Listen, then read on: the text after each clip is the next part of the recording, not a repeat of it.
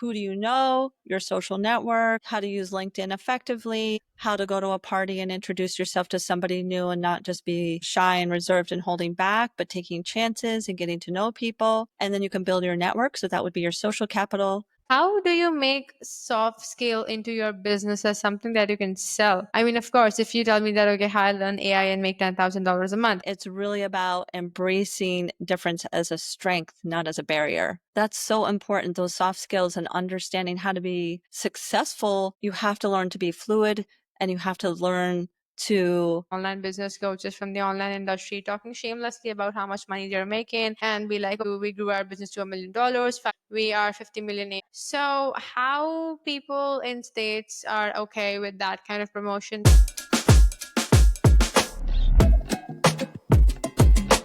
Experiences, ideas, acting on things, experimenting, and then realizing what works, what doesn't. Isn't it all about researching? And the same concept applies when you're trying to find your purpose in life as well. To actually make that identify and to ensure that how things have been shaping up, we have the guest of the day with us, Professor Jennifer Lacroix. She has been a professor at Northeastern University. She's a cross cultural communication expert and a listening expert, as she talks about, which we would love to explore in detail. And I have collaborated personally with her while we were in Boston. She took me to different places, and I could understand why you call Boston as a research space through her lens, which was a global lens. So I'm grateful to that experience. She's also building her brand called as Authenticity, in which she would be helping women in leadership explore and help them scale in their life and professional and personal life and grow themselves into better business leaders. So thank you so much for being with us, Professor.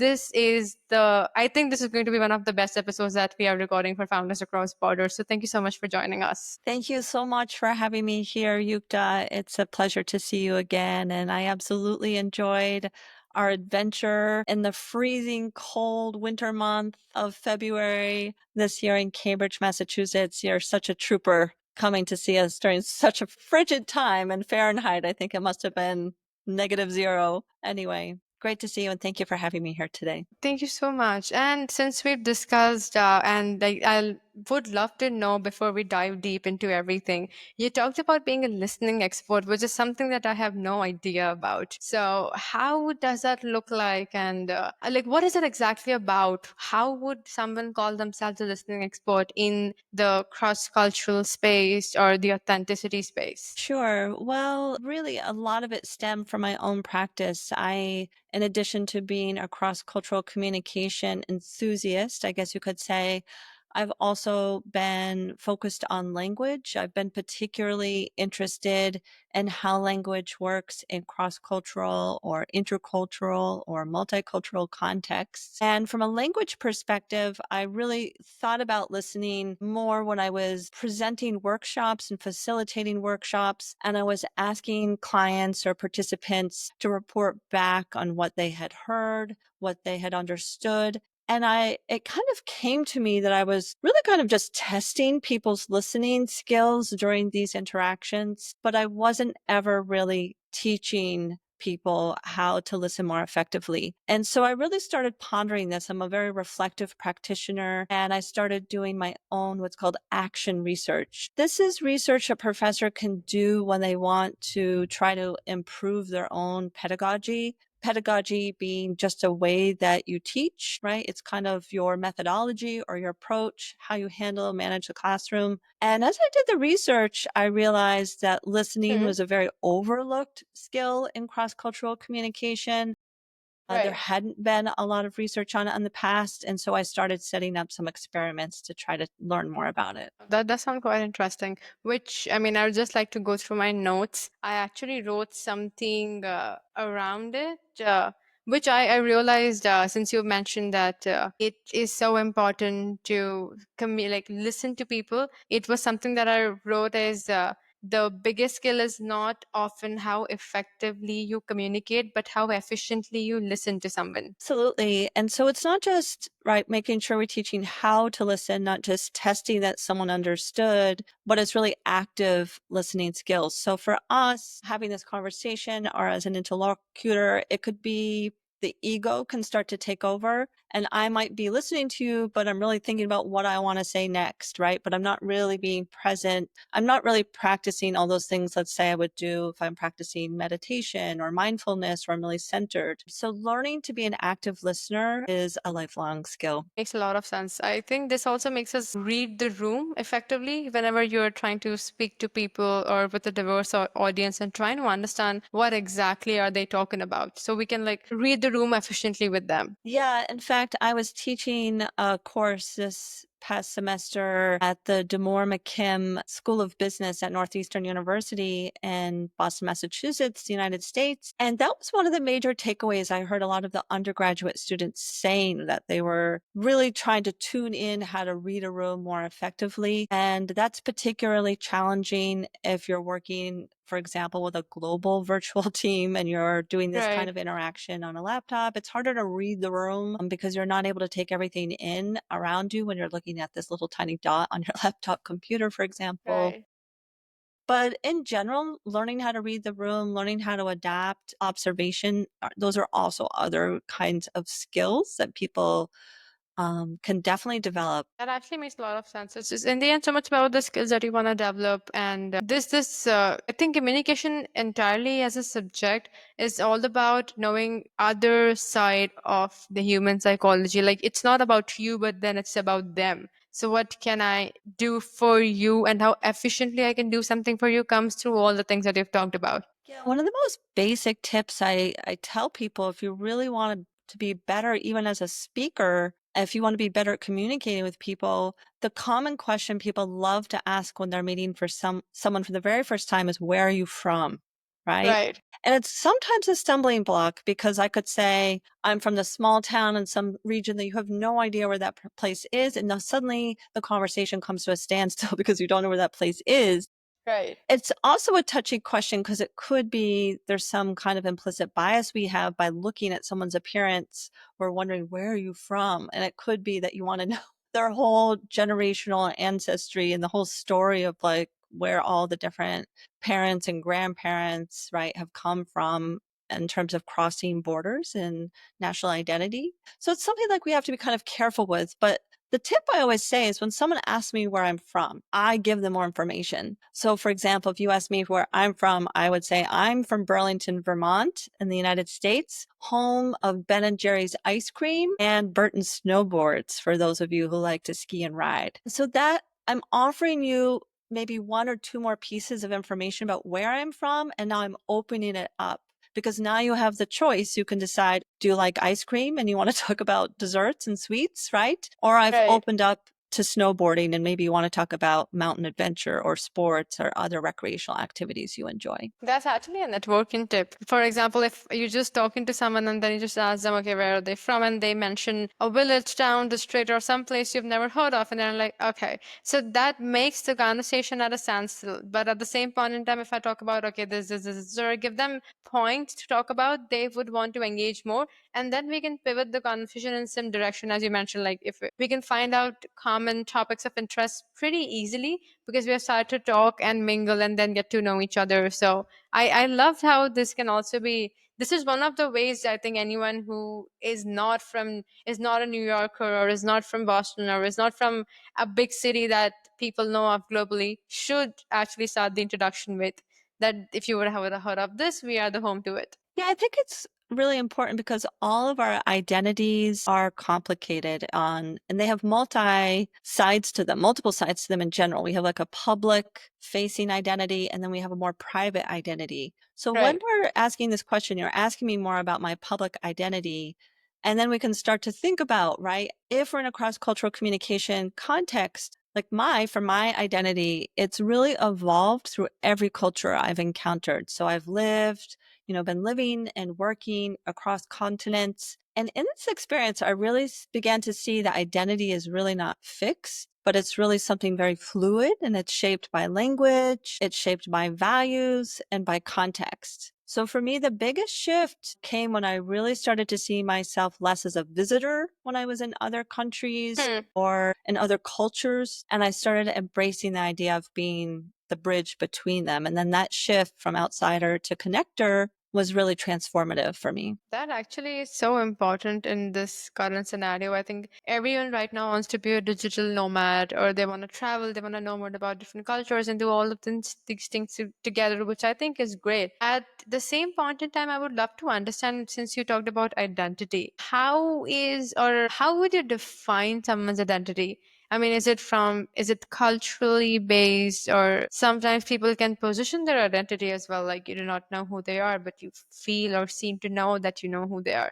So, according to you, what is an identity for a person? I mean, an identity for a person has a lot to do with the way that they're socialized. So we come into this world already kind of pre-programmed to operate a lot by what we learned in utero. So, for example, even learning to listen, when you're in utero, you are learning the mother tongue, you're learning intonation, you're learning the language your mother is speaking. And so you come into this world kind of tuned in to certain levels of sound. We're taught to pay attention to certain cues, right? And then from Right. so on and so on, right? Things are shaped by what our parents tell us or what we experience in school or what we experience with our friends and TV or movies or music, right? All of this carries some kind of significant weight in who we are. So a lot of who we are is really shaped by society, Hmm. but learning what your values are something that you can become more attuned to as an individual, regardless of how you were raised or who raised you. So I think of all the values we have, right? You could think I really value independence, or I value power, or I value education, or I value fun and humor. I think there are tons of values out there that we pick and choose, but if we can start to really hone in on which values are most important to us as living beings and start to be able to articulate those clearly to others, it Hmm. shows that we really understand who we are and what our identity is. And we're able to say, hey, these are my three top values. And you should know this when you're interacting with me. And I think it starts to help the other people we're interacting with understand why we are making some of the decisions we are, at least might open them up to considering that. So, yeah, identity is complicated, but I think it's social, but I think we also can claim it in some ways by becoming more fine tuned or attuned to our own value systems. Yeah, that absolutely makes a lot of sense in terms of tuning things out and then realizing how the conversation can flow in terms of trying to know the other person better. And that bridges the gap so effectively. I still remember I was like in a university given a lecture, and I talked about the politics, like what is the current political scenario in states. Everyone was looking at me, like the room shut down, and they're looking at me like, what did she just say? And I'm looking at the professor, I'm like, what happened? What did I say? And she's like, shouldn't have talked Mm, about it. I'm like, yeah. well, okay. So now I had to pivot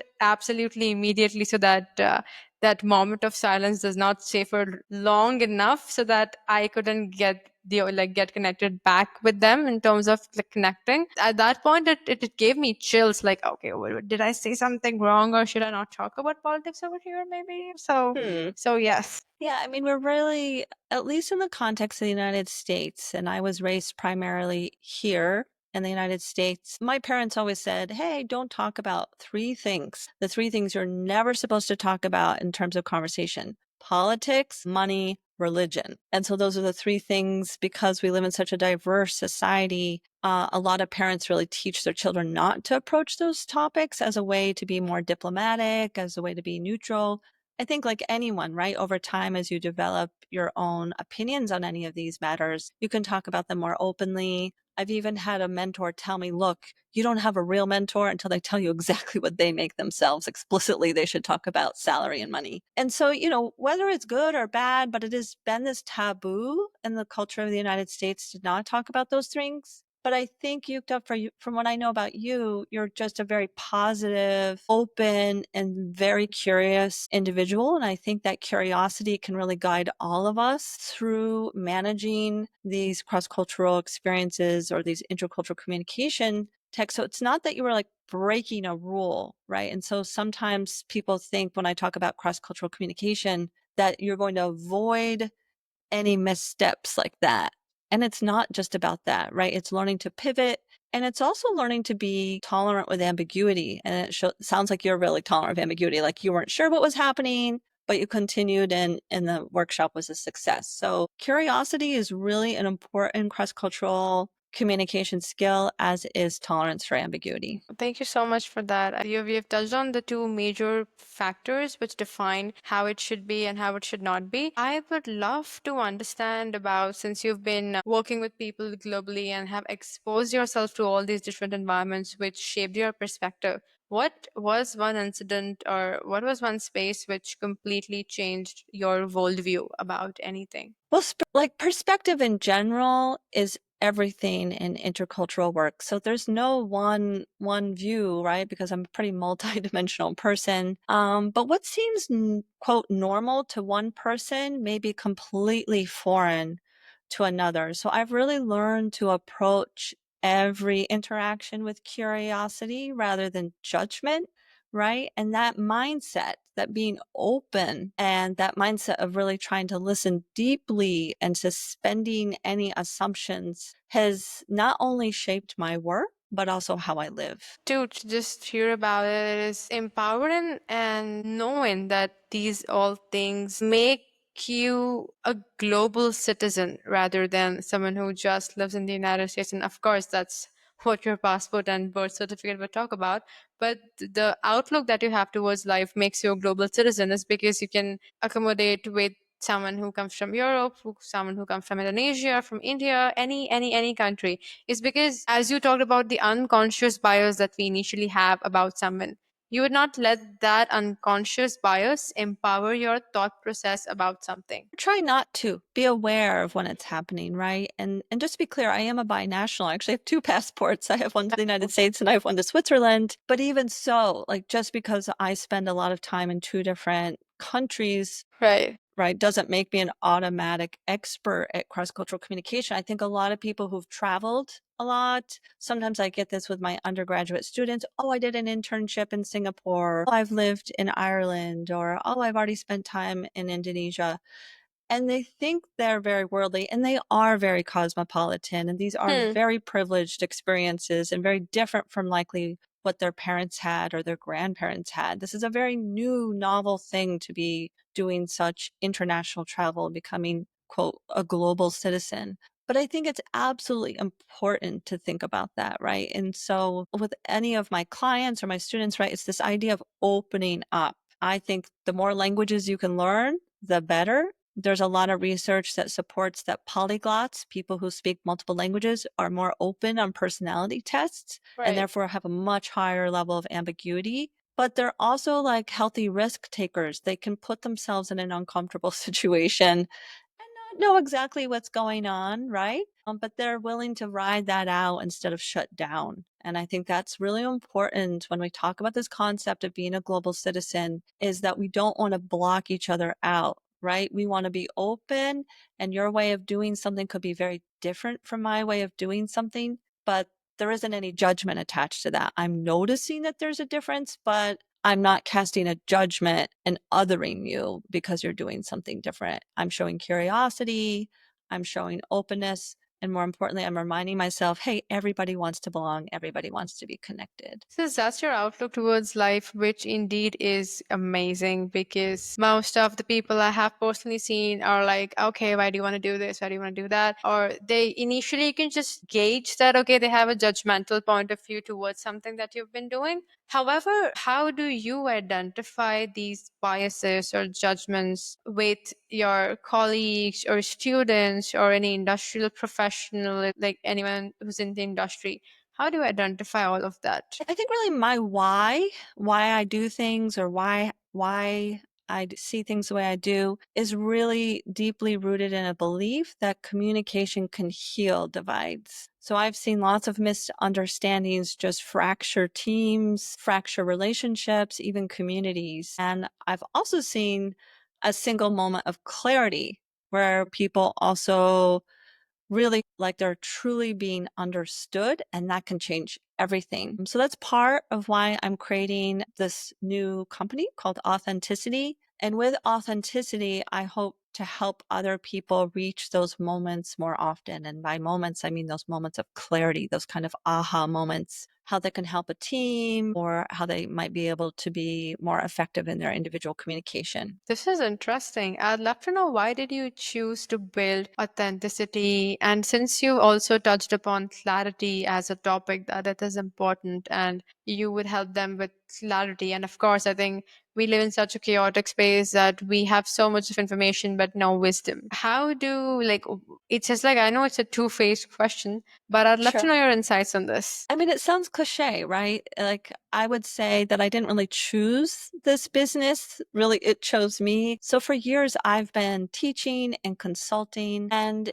in my experience, mostly in higher education, but elsewhere, I've really realized that there was a gap, right? People were learning English for business purposes, for professional reasons. We think of English, right, for global business. People are learning English for academic purposes. We can think of it as a medium of instruction, a lot of institutions or universities Right. worldwide, right? And so they're learning English or they're learning cultural in theory, but they're not really learning how to connect, like that, how to connect with a person even sitting next to them in the classroom. And so authenticity was really born from that need, this need to offer a space, right, where language and culture meet in very real human ways. I mean, I'm just trying to gather and think of words because I love the explanation about how this thought came into your mind and why are you actually working towards this. So, in this chaotic space, any leader or the leaders that you're going to help with authenticity, clarity is so important. And there have been times in everyone's life when they've tried to navigate these cultural shifts, digital shifts, global shifts, but feel unclear and unsure about things. So, how do you navigate or gain that clarity? It could be making life decisions or life choices, or it could be with your business as well. How do you do that? I think it really comes from your own understanding of yourself. And I really try to teach this to people. You've got to understand yourself, your strengths and your weaknesses, right? You need to know the part of you that's something you're still working on. A lot of people have these 365-degree, reviews at work where people on their team are evaluating them and they're also doing a self-evaluation. And if there's a real big disconnect, right, that can lead to some pretty big problems for you. So you want those two ideally to more or less align. So for me, I can say that my own reflection has been really trying to get clarity around this concept of my understanding of what success is. I'm a very goal driven individual. I hold a doctorate degree. Less than 1% of the world's population goes to this kind of level of education. It's not with a lot of hard work, right? And so my understanding of success was early in my career. I thought success meant publishing academic articles and papers or speaking at conferences and being selected to be a guest speaker. And that was really important to me at that then. But over time, I really realized that the impact I have on clients or on students happens in a much quieter moment. It's Right. more when someone says to me, now I understand my team better, or a student or a client will say, oh, I feel so much more confident speaking up. And so for me, that's the change that matters. It's more about empowering others to understand themselves and to add their own clarity to their goal or their mission, whatever it happens to be. Do you also feel that when you're trying to work around clarity, the more providing of value that you can do for someone else, the more clarity and more momentum is built in your life? Is it true, or it's just a saying because people want every human to be good human on earth? I mean, it's lifelong work, and I think our values can shift depending on context. So I think something to remember is that things are fluid and like really everything is sensitive to context. So the values that I articulated 5 years ago, right, might not be the same top three that I would say to you today. These things are changing because we're always hopefully evolving. Right. There's a lot from Japanese of like thinking about the world that you're not going to try to change drastically overnight. But if you can be mindful and attentive and try to grow even just 1% and be a little bit better the next day and learn little by little, right, that can have like bigger results over time. So for me, I mean, it's not like these values have shifted in some dramatic way to quote, make me a good person or a better person. Because even when we say something's good or bad, that's casting judgment. I'm saying that's good, that's bad, right? Hmm. And so it's this kind of dichotomous view of how things are. It's kind of dogmatic too. And it feels like shouldn't is very judgy. And then we're cramped. Like we feel very confined by these situations. Like, I'm messing things up. And so I think that's the risk with cross-cultural communication training is people don't want to mess it up, right? Nobody wants to be the one to do something super embarrassing. So,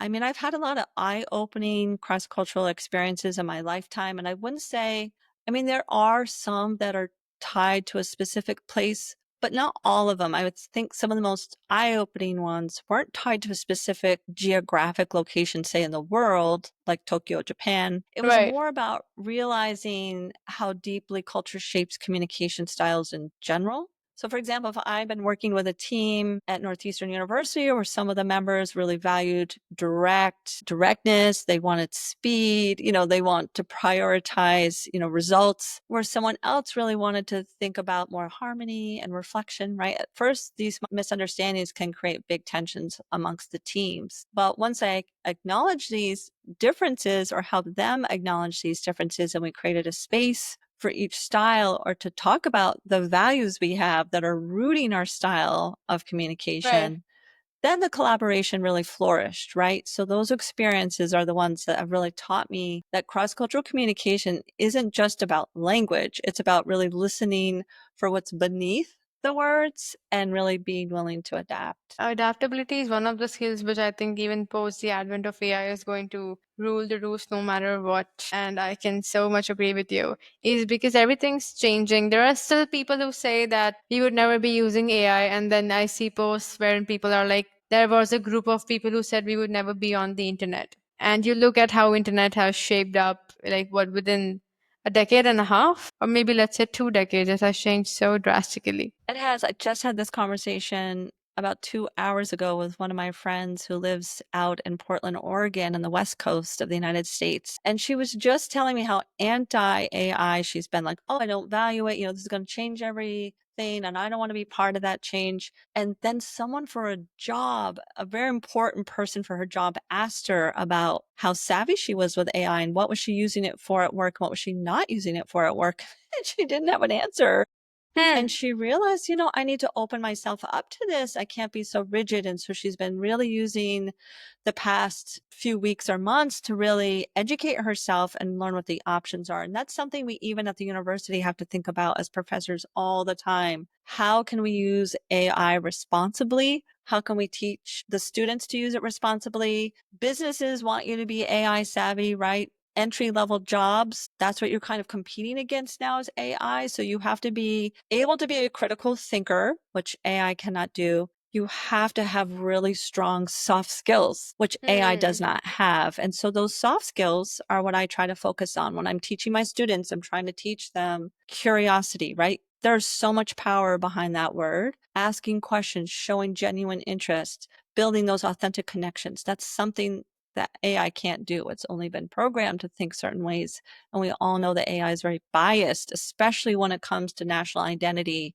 right? It kind of sucks when it comes to cross cultural communication. It's just not very adaptable, not yet anyway, right? And so that's where the humans really can stand out, especially people going for entry level jobs. They want to be more competitive. They have to show that they're resilient, right? And they have to show that they're curious, right? And they have to show that they have this like ability to be adaptable, that they're culturally agile enough, and they can have this high tolerance or ambiguity, right, in order to navigate what I like to call like the messy middle. There's no right, there's Yeah. no wrong, good, bad, it's all kind of in the middle. And so you have to be really able to be flexible enough and agile enough to navigate those spaces. So that's where I really try to communicate. That's where I stand with AI in terms of where we're at. It's just learning how to use AI responsibly. Ethical AI is something we all need to learn. I was spending some time in Harvard and we literally went off record. There was someone who had been a speaker. He just said that, okay, did not record it.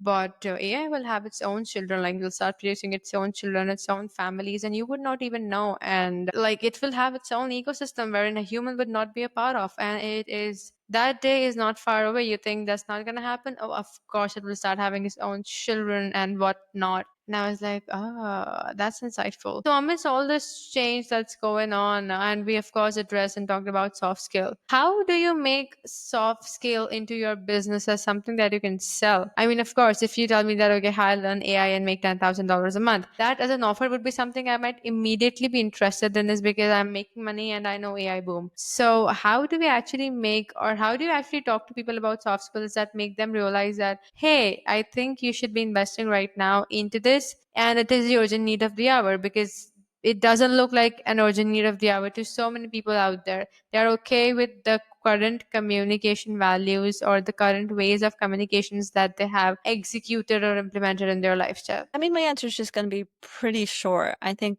one of the biggest myths about intercultural communication is that it's just about avoiding offense. Nobody wants to be offensive, right? Everyone's trying to avoid that embarrassing moment. Nobody wants to make someone intentionally feel uncomfortable, upset, generally speaking, right?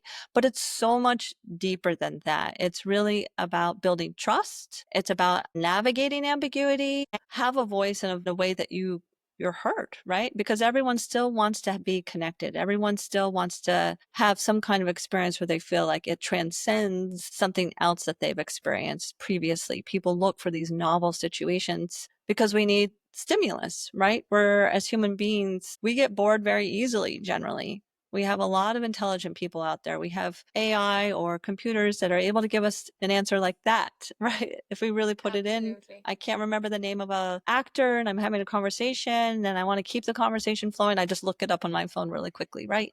But this kind of quick and easy, oh, there's your answer, isn't teaching me to be a critical thinker, right? It's not really helping me solve some of these like bigger problems that really, really require us to think about things from multiple perspectives. So I think that's really important, right? Is that we're not going to just have a perspective of going through life. Oh, I don't do this when I'm in Japan. For example, the myth is, oh, I must accept the business card with two hands and bow a certain way. Like, I think that's the myth around what it means to be fluent in cross-cultural communication, but that's not really what it's about at all, right? And so it's just much deeper. And the only way we can really build trust is if we can have these kind of authentic, meaningful conversations where we're looking each other in the eye and we're really kind of listening actively and trying to understand where someone is coming from with an openness and with curiosity, right? And Yeah, these are all really important skills. I That's what helps you totally really agree. lead, right? Because you want to lead without your ego. If you're leading with your ego, your team is not going to respect you. You're going to be just so self-centered and goal-oriented, right? But if we can kind of let go of that, like really good leaders are Right. letting go of the ego and they're opening up themselves up to whoever's in front of them and they're holding space for that person. They're showing curiosity for that person and then they're leading from that space and that place. And someone knows it when you care for them deeply and not just looking out for yourself. That's a very genuine, authentic feeling that you just can't you can't Replace make that kind of anything. stuff up. Yes, Yeah, yes, I absolutely. I think that's agree with you. important. Yeah.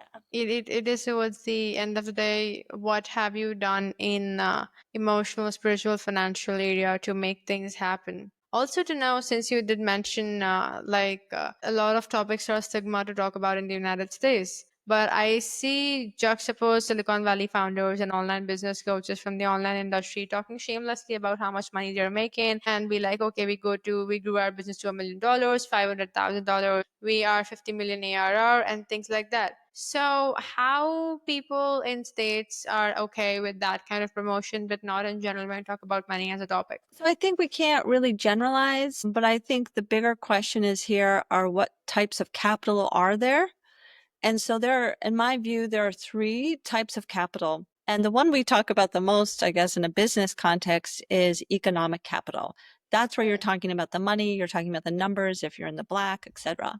But there's also social capital, right? And that's where we look at who do you know, your social network, how to use LinkedIn effectively, how to go to a party and introduce yourself to somebody new and not just be shy and reserved and holding back, but taking chances and getting to know people. And then you can build your network. So that would be your social capital. And then there's cultural capital, right? And the cultural Oh, capital is the part we don't really talk about, right? yeah. But there could be this family that's super, let's say, very wealthy. They're the ones with the bigger house. They have maybe a car. Maybe they're taking a vacation with their family. And it looks like they've kind of got it made in the shade. And then there's the family that comes to help clean the house for them or take care of the Oh, maintenance of that house. But if you truckle, go back home with those individuals and see what they're doing in their house might not be as right. large. They might not have the car. They might not be doing the annual vacation abroad. But then maybe there's this other skill they have. Maybe it's they're weaving baskets, from this straw in this intricate way, or Yes. making these beautiful rugs and right, or making these foods that have all these special ingredients and these stories and this oral history attached to it. And so that's where your cultural capital comes in. And I think all three are equally important. Unfortunately, we put so much on the economic capital. We put so much value on that sometimes the cultural capital and the social capital kind of get overlooked or Ah, devalued. And so that's why I think it's important to teach values, right? And think about what are your values? yeah. So if I ask this question to you, like, what are your top three values? Do you have an answer to it right now? I would say my number one value is empathy. I Hmm. really feel like being an empathetic person is Right. really important, right? And that's Hmm. really important to who I am. I think trust is another important value. I want to be able to trust you that you have my best interests in mind and vice versa. I want you to be able to Right. trust me so that we can really kind of go much further together with this strong understanding that I'm not going to try to hurt you, at least not Right. intentionally. And then I really think that connectedness, right, that I talked about before. Some of my friends have said I'm a connector because I'll always say, "Oh, you're interested in this? You should talk to this person. Let me give you their number." Right. Or, right? Or, "Oh, you work at Amazon in the robotics team. Oh, I know someone else who works there. Let me give you their number. You guys should have lunch together and get to know each other." Right? So I always do this kind of Yeah. thing. But it's not just being a connector in terms of superficially trying to get people to advance themselves through their career and connecting in the right ways like you do with LinkedIn. I really mean like finding a genuine connection with someone that might not have anything to do with personal interests, but like Yeah. feeling that I'm connected to you in some way and figure out what that is in some genuine sense is really important to me. Yeah, so empathy, trust, and connectedness, I would say are my three top values. What about you? That's that's beautiful. For me, I mean, I did this test for some reason because I had to figure out my true value. So I did come across, I grow or I try to like do better when I feel that I can influence people for good. That is one. So whatever I'm doing should be able to like make a movement or like make things move around. So I would feel that, okay, this has an influence on the kind of activity that I'm doing. The second would be understanding more of the power dynamics. So I do not like to work in spaces wherein I feel that always keep on feeling inferior. So that feeling was something which I hated at a lot of places. And I was like, okay, it should be either working equals, which is the best way I like to work with people. So you treat them as colleagues, but not like petty workers. So that was one. And the third, I realized it was gratitude, because Yeah. that was one feeling that I used to tell people Hmm. that I don't know how it is to like be grateful to someone. When I actually felt that every single day of my life for almost 90 days, or maybe 100 days every single day, and then I give a call to my therapist and I'm like, do you know, you were right. I actually, now I can tell you, or I can, if you ask me to give a session on gratitude, I would nail it. Is because now I know what it feels to be in that situation. So I think these three have shaped a lot of things that I do. But for me as a person, I do feel any effort should move the needle. It should Yeah. not be just an effort in vain, but move the needle for the things that you're passionate for, or develop passion or purpose, or find it in along the way. 100%. And so that's where understanding yourself, right, really becomes important. And I have had some feedback before from students that the kind of work I'm asking them to do for their international business and strategy course, right? I'm trying to teach them the soft skills for success. And some of them think of it as very superficial what we're going through, that we're talking about curiosity, we're talking about tolerance for ambiguity, building relationships, like, yeah, like kind of tell me something I don't know. This is not the intellectual rigor I was expecting. I want to work with data sets, right? I want to do a case study. I want to look at the numbers, right? It's very black and white. And some of these students are just honestly like at a more superficial level themselves. Usually when people say that this is a superficial kind of work, it reflects something about where they're at in their human development. So I think there's always room for growth. I think it's really important to have a growth mindset. And I think the most important thing, like you're reflecting on how you are and who you are right now, and you're reflecting and being showing gratitude, right, for all the people and things that have led to you to have this experience. And then tomorrow you want to do better, right? So this growth mindset that you're showcasing, right, is awesome. Like that's great. I would just encourage you to keep going with that. I think that's most important for us is that we all remind ourselves that we can always do better. Oh, absolutely. With I would love to learn, since we are talking about growth mindset, this is one of the most preferred topics that people ask me, and is about how would someone find clarity and purpose in their life and they're planning to do something. So, how did you find it for yourself, or if someone wants to find it, how do they identify that this is something that they should be doing? Even though you have AI and everything, like you every single day might feel that, oh, you are replaceable. I think the whole idea is like there isn't really failure. And I took a lot of photography classes when I was a teenager.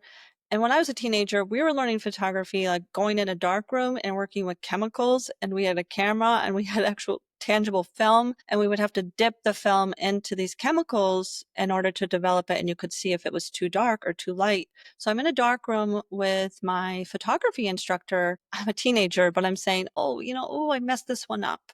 And I remember she turned to me and she said, oh no, there are no mistakes, just opportunities to learn. And I thought, oh, she's just trying to make me feel better.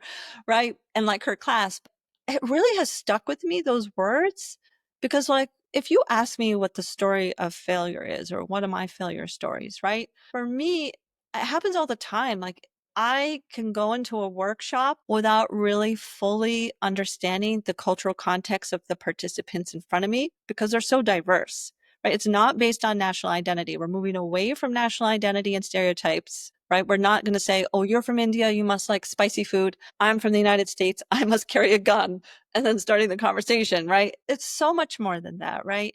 And so I don't know who they all are yet. And so if I use examples that just don't resonate with my audience, right? Right. And the engagement is really low, I will leave that classroom or that workshop feeling defeated. I'll feel that failure, right? I wasn't as Yeah. on, or Right. I Right. wasn't Right. as Right. engaged as I should have been. So that kind of thing has really just taught me you can never assume relevance for anyone because I don't know exactly what's going to be relevant for you or even your listeners on this podcast. I don't know exactly who they are, right? But if we can co-create, like I love that we're having a conversation, we're both participating in it, Right. right? When we co-create or I co-create with an audience, right? Hmm. That's just very humbling, right? I think it helps make me a better person when I'm doing it with you because then we're kind of both feeling it. And then I'm walking away thinking, oh, I learned something new today, right? I learned maybe something about myself, or I learned something about cross-cultural communication, how language works, or I've learned something about the world. And so that's what I always kind of hope for is that for me, my students or my participants in my workshops, I hope they learn something about themselves, learn something about the world, and maybe learn some kind of cross-cultural communication skill that facilitates both of those processes. Yeah, I love that approach towards it. I can agree with you is because today, like, I got a call from a friend of mine, and he's saying that we have do are you in Indore in this city? I said, yeah, I am in the city, and he's like, I have a request. I said, tell me. Oh, there is this session that you need to take is because the speaker won't be available, and could you take on a session on that speaker's behalf? I said, okay, what time? He said, yeah, like 50 minutes from now. I said, what? So you're expecting me to like go to that place? I do not know the audience. I do not know everything. And you want me to deliver a session? He said, yeah, please, can you do that? I was like, okay, you definitely want to owe me one after that. It's like I have to drive for like 20, 30 minutes and I have no idea. I said, okay, let me speak to the person. And then they said, okay, this is a thing. You can talk about digital awareness and things like helping people out. It's a cohort of 20 people who are learning about marketing, about personal branding, and things like that. So I was like, okay, I get that. So they were like, yeah, it's just 30 minutes left. You have to be there. So I tell my mom, okay, I have to go. I got to change and I got to go. So I call my friend because I don't have any PPT slides. I'm like, okay, hey, listen to me. I need your help. These are the things that we got to prepare slides on X, Y, Z, this. I don't know. Get that done. So we have 30 minutes or maybe even less to prepare those slides for me, which I have to present. So I haven't looked at the slides. It would be a surprise because I don't know what is on the slides. I of course send the content, but still it's a surprise if you don't know if you added something else. So to read the room and then to like experience it, and it's a diverse audience. I would see someone who's my age, someone who's younger than me, and someone who's in their 50s. So to cater to that diverse batch and then to speak to them and understand which you've been doing for so many years and now you can read the room efficiently. So I think all of these aspects do shape a lot of I won't say skills, but I think you get to know things about yourself, as you mentioned, self awareness. So now you know, okay, this is something that you could do pretty easily now. Is because you have done these things, or if you've maybe flunked it, you would know that why were you not able to do that thing is because you read this thing incorrectly. Now this is the information you need to make that happen. So how'd it go for you? Oh, it went Yesterday. amazing. I realized that it was TMI for people who were more than like above 40. But for Hmm. Gen Zs and people who were like in their 20s and 30s, they loved it. And then I realized, okay, it needs to be more organized for someone who is right now starting their career being in their 40s and 50s. So it's a different approach for them, and it's a different approach for someone who is on the go learning things, just because their mind can process information faster as to someone who's restarting their career. So you need to take baby steps with them, and you can go with a horse speed with people those who are in the industry. So I was like, that was a great learning for me, and I mean, it was a great feedback that I got, but I learned, okay, the next time I talk to people, those who are restarting their careers, gotta be more slow, take pauses, and give less information, but for them to process it well. I think it's always great when we can reflect on how we did with something and have a script for ourselves, of like a clear takeaway, what you could do to enhance what you could learn about yourself and the others in front of you in order to pivot, right? So that's where that cultural agility really comes in. You're showing that you're learning to be agile, right, as a public speaker, and it is reading the room, but it's also being what you're saying, clear in your message, right? Because that never really goes away, right? We always want to be clear. We always want to try to be succinct, and people love a personal connection. So anytime you can make a personal connection, right, and Right. ask others to make a personal connection, great. But people don't want to offer that straight up, especially because you're a stranger in that room. They don't know you. They don't trust you. They're not going to tell you their life story yet.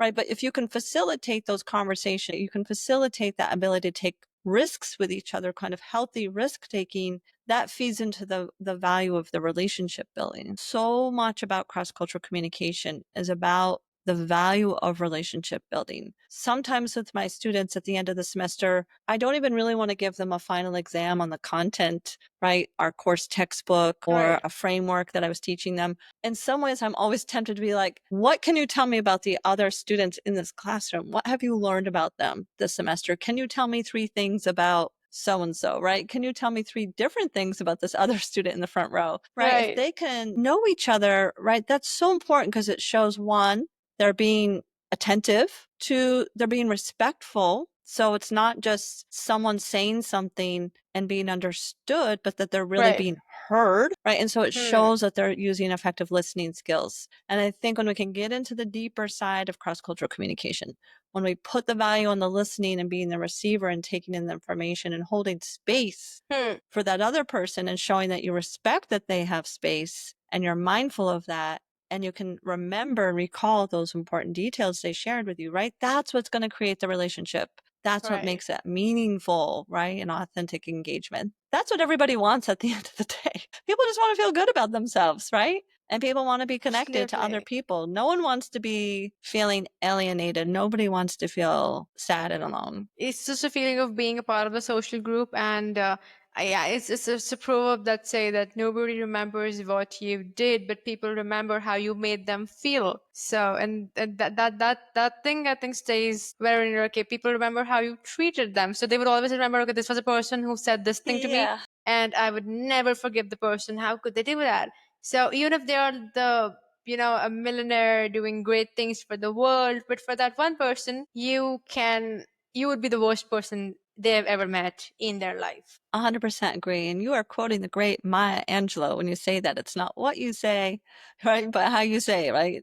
People don't remember the words, they remember how you made them feel. And she's just one of our great, prolific authors and thinkers of our time. And so I couldn't agree with you more. Absolutely. Which also brings me to an interesting section that we do, which is called as 7 questions to fame. So I'll be having 7 rapid fire questions for you. And once you're ready, I will shoot them out. Okay, I'm ready. So the first question is, what has been the word that you associated with yourself for the longest period of time in your life? Teacher. Wow, I loved it. Your 3 favorite books that you would recommend someone to go through? Covenant of Water, Pride and Prejudice, and Namesake. I have read Pride and Prejudice by Jane Austen, so I personally love the book as well. Whom are you closest to in your life? My daughter. Oh, she's lovely, I must say. And she is an amazing dancer and an amazing cook. How can I forget the brownies? Yes, you should let her know that. I will. She really, really enjoyed meeting you too. And she was excited we were having this conversation today. So I'll tell her you say hi. That's great.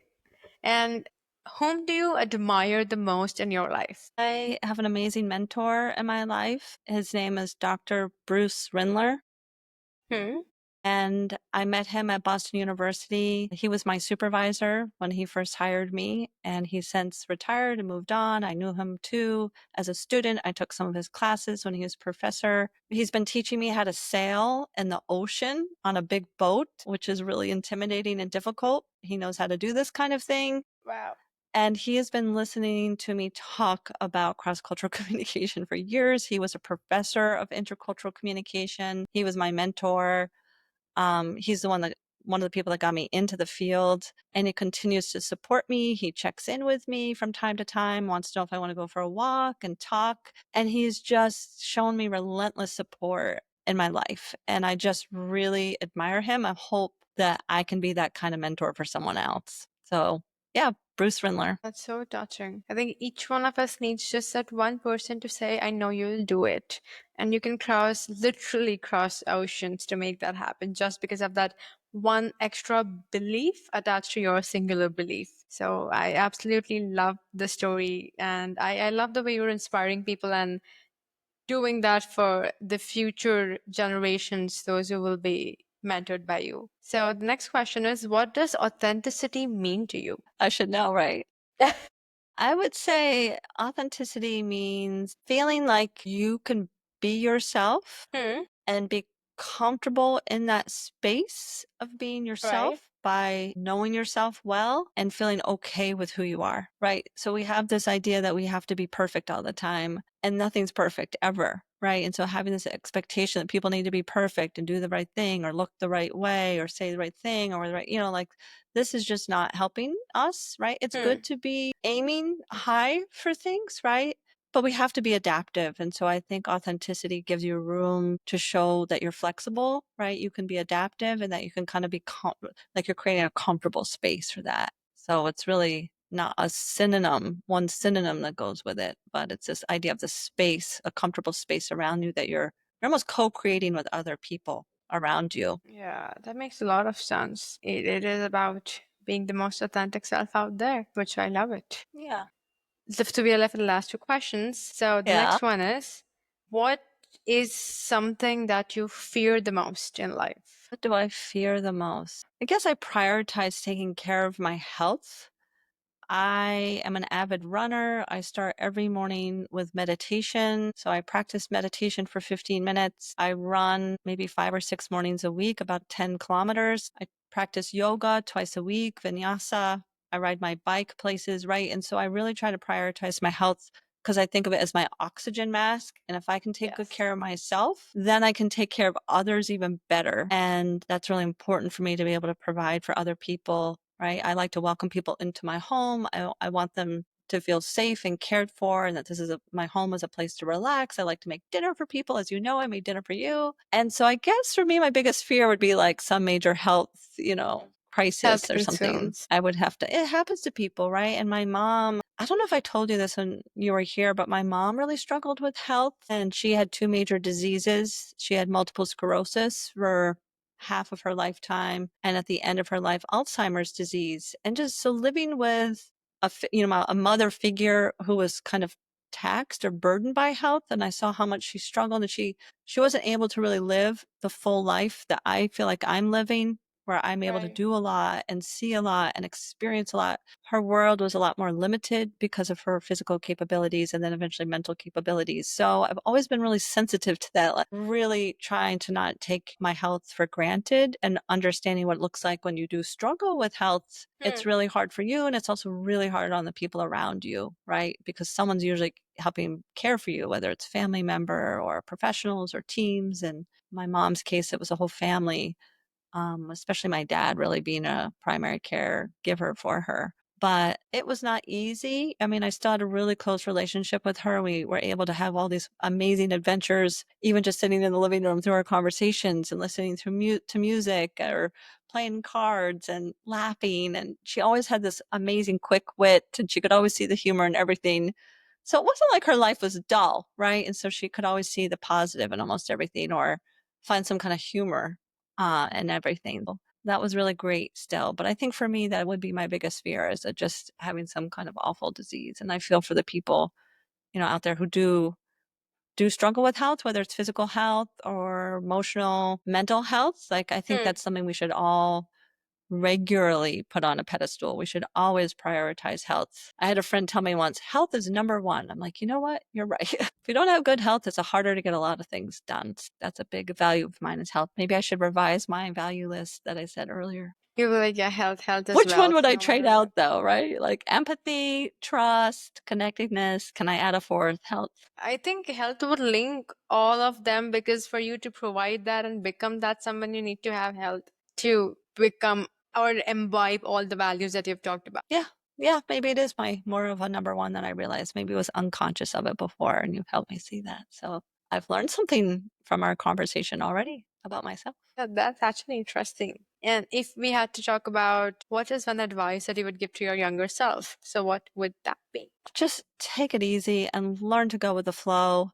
I mean, I do think that there's this concept, right, of like this lazy river. People say, go with the flow. And I always thought, well, if I go with the flow, I might not get everything done, right? I have lists, I have an agenda, like I have big ideas for myself. So I think it's important to be able to aim high. I think there's nothing wrong with being ambitious. You want to start your own company, right? Or you want to make Yes. $1 billion, or you want to be a contributor and learn, earn a Nobel Prize. Like those are all, it's wonderful to be ambitious or you want to be famous. But I think the downside of that is you can get really burnt out and you can be maladaptive in your perfectionism. And that's just kind of a beast, for you to carry around and for the other people around you. Because when we have really high expectations for ourselves, we can have high expectations for everybody around us. And then it can be just kind of a uncomfortable space to live in, right? And so Right. the advice I would give my younger self is just really let go.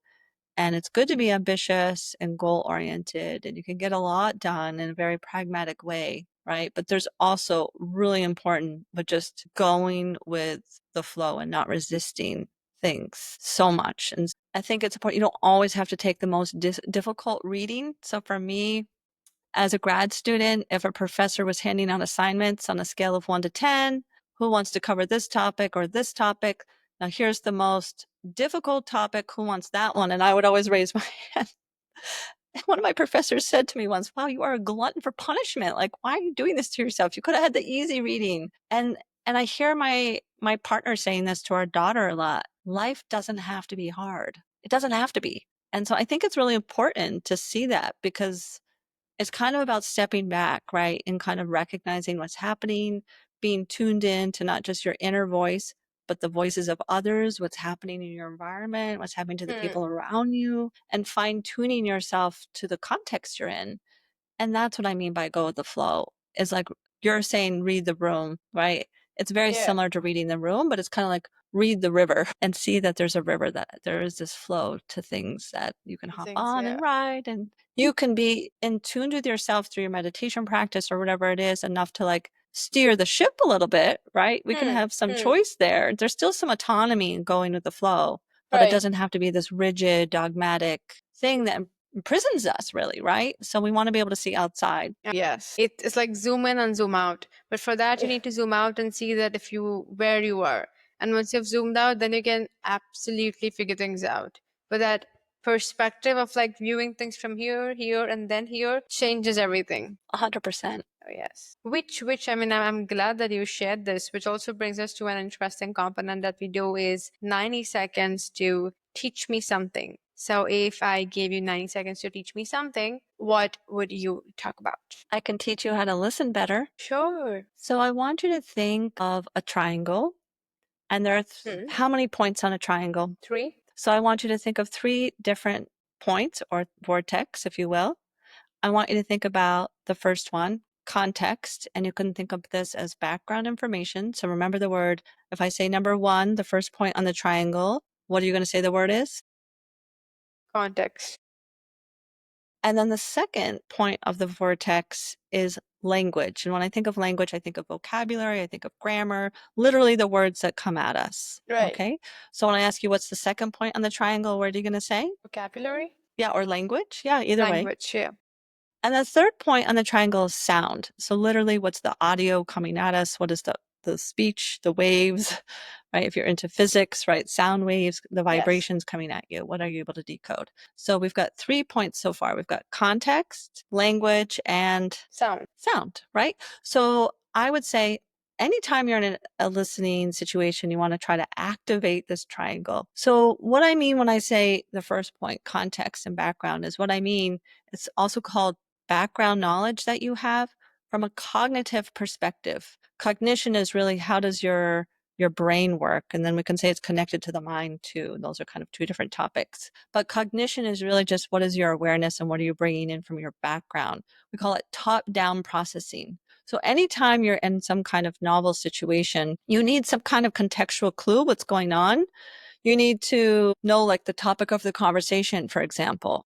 And if you know generally what the topic of the conversation is, you're already activating your background knowledge from a cognitive perspective. The neurons in your brain are firing up and starting to do this top-down processing. And so you're filtering through, what do I already know about this topic? And your brain is starting to fire up some cylinders. If it's not a topic you're familiar with, it's going to have to reach further back, or it might not have as much to reach to in general. So it might become a more challenging, let's just call it listening experience that you're encountering. So then you go to the second point on the triangle and you're going to activate everything you know about the language. So what are the vocabulary words that you're familiar with? What is the grammar that people are using? Is it future tense, present tense, past tense? Whatever it is, those are also called bottom-up processing skills. So that's where your brain is starting to decode what we call connected speech. So all words are connected. Your nouns, right? Your verbs, your adjectives, it's all together. So you have like subject, verbs, and objects literally at the grammatical level. And we're hearing these. You're hearing me use them right now. I'm not pausing a whole lot. I'm connecting my speech. So when I go rapidly from one sentence to another sentence to another sentence, or I speak very quickly like you do speak very quickly. My brain is trying to just parse information and understand one word from the next word so I can understand and comprehend what you're saying. So that's like a bottom-up processing cognitive skill. So first, we're relying on context, right? A top-down skill. Second, cognitively, we're relying on language, which is a bottom-up skill. And then they become very interactive. I have interactive processing, just like a computer is using interactive processing. So the third point is sound.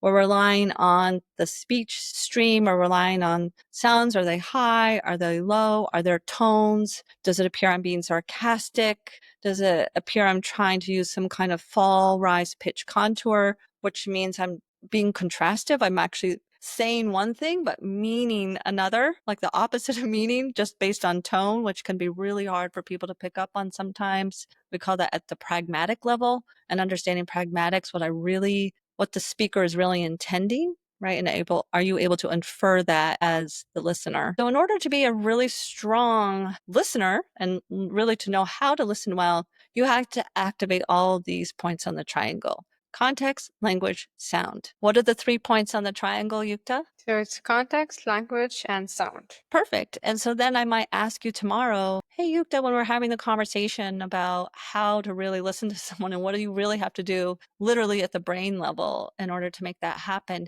can you remind me, like, can you tell me what the 3 points of the triangle are? And so if you're able to say that again to me tomorrow, that context, language, and sound are the three most important things we're doing, I would say that your metacognition is kicking in, that you're able to think about your own thinking or able to think about your own learning. And metacognition is big, right? That's huge. It's how all of us really understand things because we don't really know what we know until we're Right. able to articulate to someone else what we know. And if we're able to even articulate how we know that, that's even better. And so our metacognition is on the prefrontal cortex, and it doesn't really finish developing until around age 25. So anyone who's under age 25 is on the human development scale still growing and still developing their metacognition. So it might be hard for me to ask a 12-year-old all of this. She might have a good memory. She might have a good working memory and she can recount some of this to me. And that's great if we can tap into the working memory. That's great. But for long-term memory, if I'm going to test her like 6 months from now or a year from Right. now, and I really want her to tell me the 3 points on the triangle, Hmm. I need her metacognition to be even higher. So if I've tapped into her metacognitive level or her metalinguistic level, her ability to articulate back to me what it is that she's learned from me, right? Then that shows really deep learning. And so for my students, I always say, we're not doing surface level, we're going to go deep. And so using a metacognitive approach scientifically has proven to be a very effective approach for helping people learn something. So in a nutshell, in 90 seconds, you just learned how to listen. Wow. Thank you so much for that. I mean, this is definitely something that I had no idea about how it is done or how you should be doing that. So the next time I think when I'm paying attention to what someone's talking to me about, or specifically when I generally want to teach someone something or learn something from someone, I would take care of the triangle and ensure that how actively I can ensure that my metacognitive skills are active. So that Or is their one thing. skills. Yeah, think of a way for them to check in. Like you should check in with them and tell. And it doesn't have to be a listening, right? Anything you're teaching. If it's a branding strategy topic, right? You want your audience to be able to articulate back to you kind of holistically. Everyone in your audience should be able to tell you something they learned from your talk on branding strategy. So you don't want just that one person in the front row who's raising their hand and always an active participant. Me, me, me, me, me. There's always someone who's in every class always putting their hand up if you ask for a participant. But you want everyone, even that quiet person in the back row, when you're giving your talk, to be able to tell you whatever it is you want them to learn. So that's the metacognitive aspect of things that you could use too in your talks that you're giving if you wanted to. Just an idea. Oh, absolutely. This is one of the tools that I have added into my toolbox. So I Good. will activate it whenever I do it the next time, and I'll drop you a text that, hey, I did this, taking care of what we have talked about, and it worked. Yes, I did a metacognitive check in and it was very effective. Thank you. Good. You can read about it, Absolutely. metacognition. Yeah, there's a lot of stuff out there. Larry Vandergrift and Christina Go, she's out of Singapore, he's out of Canada. They're like two of the leading experts on metacognition and listening. Oh, I'll absolutely check them out. And thank you so much for sharing all of that. I am so glad and grateful that we could have this conversation. And it was truly an enriching experience to get to know about so many things and learn from you. It was, I mean, I can definitely say that within these 60 minutes, I have a different perspective and a different global lens, which would help any person who listens to this become a better global citizen towards their journey of embracing a borderless space for them. Great. I love it. Please let me know if there's a way to keep in touch or if you want to do a follow up in some other shape or form, or if one of your listeners out there is looking to collaborate with us or learn more, you can share the link to the website. It's a work in progress right now, but www.jenlacroix.com. That's JenLacroix, jenlacroix.com. That's where I put kind of the updates on how Authenticity, my new company, is growing, which Yukta is helping me with. Thank you, Yukta. Or if you want to see any links to publications or presentations, right? Not everything's been recorded, but links to recordings are slowly getting uploaded there. So it's another place where we can keep in touch, or if you want to connect in some way, please let me know. You can do a booking there for a clarity call. Those are complimentary if you're looking to enhance any of the skills that we talked about today. in terms of cross-cultural communication and listening and speaking and leadership. Those are all things I'm really obviously quite enthusiastic about. So happy to help out and stay in touch. I will be happy to share all the links, and we are planning to launch a newsletter as well pretty soon. So I'll be happy to share all of the things that we have talked about as a concise story, attaching all the links so anyone who reads this can get in touch with you and know more about what you've been doing. I am excited for some crazy collaborations that come through this. Yeah, I'm looking forward to it too. Thank you so much. It's been a pleasure. Perfect. Thank you so much, Professor. It was lovely hosting you, and I'm looking forward to record more such crazy episodes with you. Sounds great. Thanks, Yukta. See you next time. See you.